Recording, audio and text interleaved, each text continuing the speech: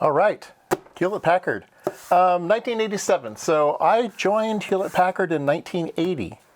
So, 7, 8 years had gone by when this catalog came out. This is an HP catalog, and it's hardbound if you've never seen one of these before. HP, if you had clout with HP, you could get one of these catalogs. Working inside the company, you got one every year. And I had a dozen of these, and I would take them home. Nobody wanted the old ones. I don't know how many of these I've thrown away. Dozens. And I was thinking to myself, I wanted to look something up, and I thought, these are online. So I think I could probably find it. There's a link. I'll try to put a link below on PDF files for every single HP catalog ever made. So you just get them online now. So you can go peruse things. But I like hard copies of things. And I thought it would be fun to get one. I had to pay money for this one. I think I paid $15 for this one. Like I said, I don't know how many are thrown away. But I wanted one of the last ones that had prices inside. The later ones, they got rid of the prices in their catalog. But in 1987, they include the price on every single thing. So like this power supply costs, accessories, options, $1,950. So $2,000 for a power supply back in 1987. Can you imagine that? Super, super expensive, right? And so there's also a lot of really good technical information inside this thing too. But what I thought about was, I sort of wanted it to get the pricing of old things, but once I got it, I thought about when I was working there, 1987, like I said, $2,000, meter. That was close to a month's salary. I think when I joined HP in 1980, I was making around $19,000 a year. So with a 2 months salary. By 1987, I'd gotten some raises, so I was making more than that. I might have been making $25,000 a year, something like that. So yeah, so maybe a month's salary. But anyway, the point of it is, I could never afford anything in this book, right? But today I can. I was thinking about it. I could probably flip to any page in this book, and I can afford it today.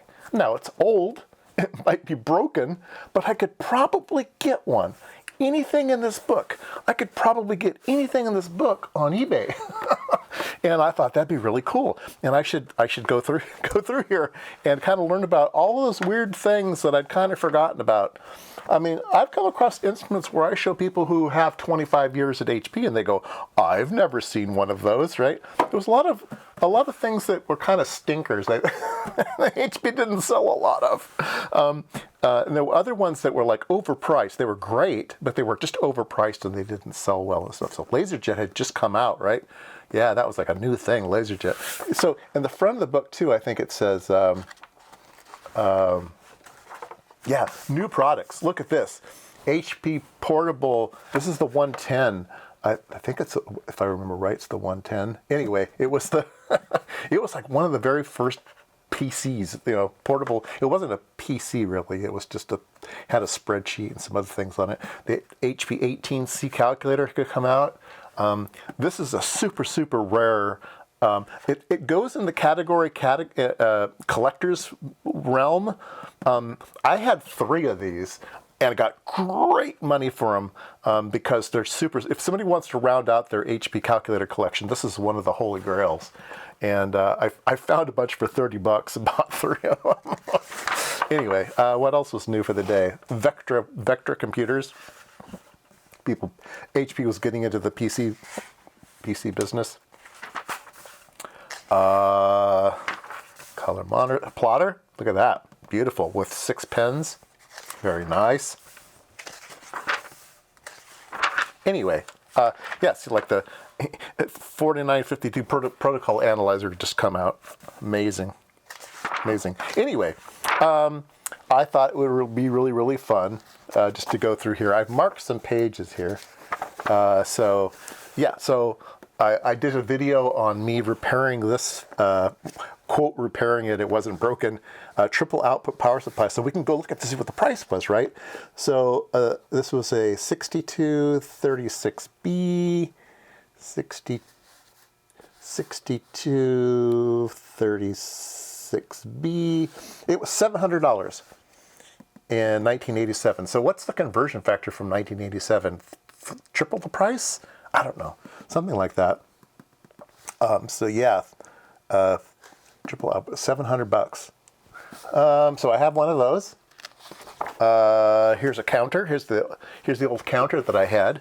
I'm going to sell it on eBay probably. Let's see here. So that was a 5316A.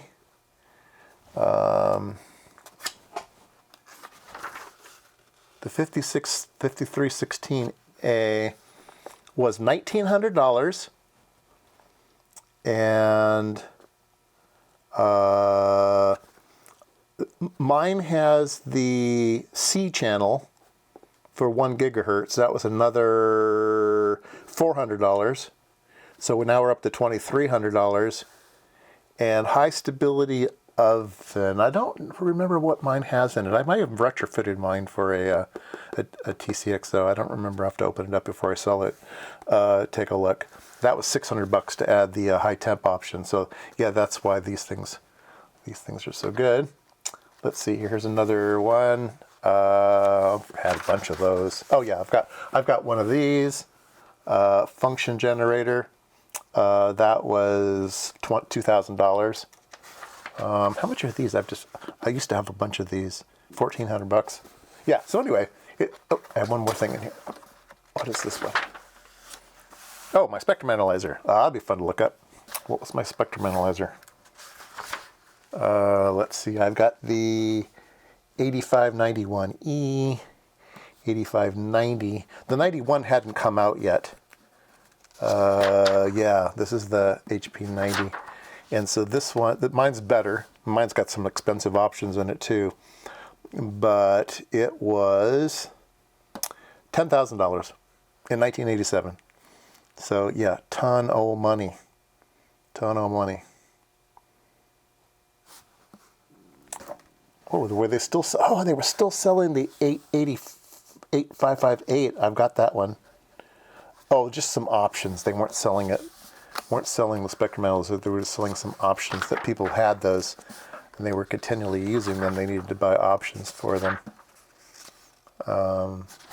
Yeah, there's some pretty cool stuff in here. Here's the beast of the signal analyzers. If you ever run across one of those, there's a big story behind that thing. Anyway, yeah, HP Catalog. Plotters were a big thing back then. Digital tape storage. Look at this really old oscilloscope. It's like a 141 oscilloscope. Wow. Oh yeah, these really old school plotters too. I think they were static.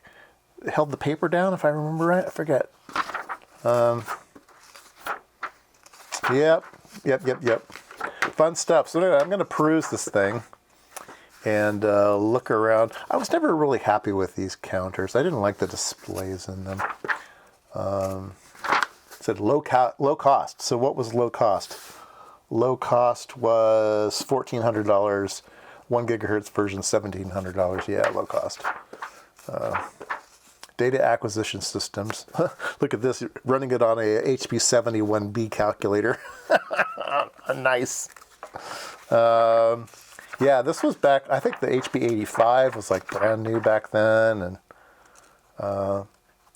computer aided test. Wow. All kinds of cool stuff. All kinds of cool stuff. Oh, ME10. Anybody remember ME10? Before there was oh,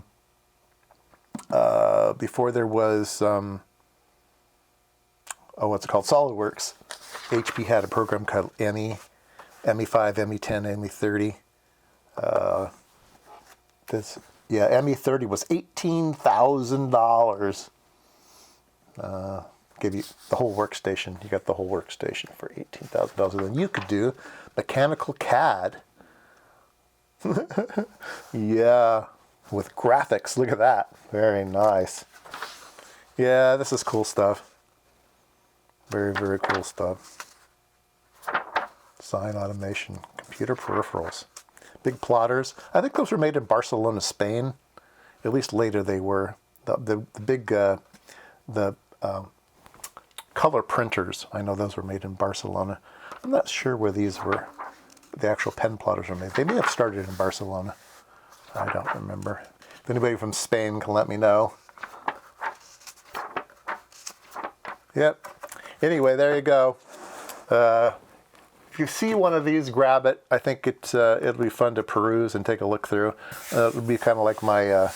I'll use a different color to say, okay, I'm gonna be on the lookout for this instrument, right? It's like, yeah, I need one of these things, right? Semiconductor test equipment. Yep, need one of those, and then be on the lookout for it. Oh, these are 9836, 9835, 9836. I forget. These were before PCs. These were really, really high-end, fast computers. They had HP spun their own microprocessor for these, and it was like silicon on sapphire. It was like super, super fast. Good stuff. Anyway, there you go. Sorry, I'm too excited.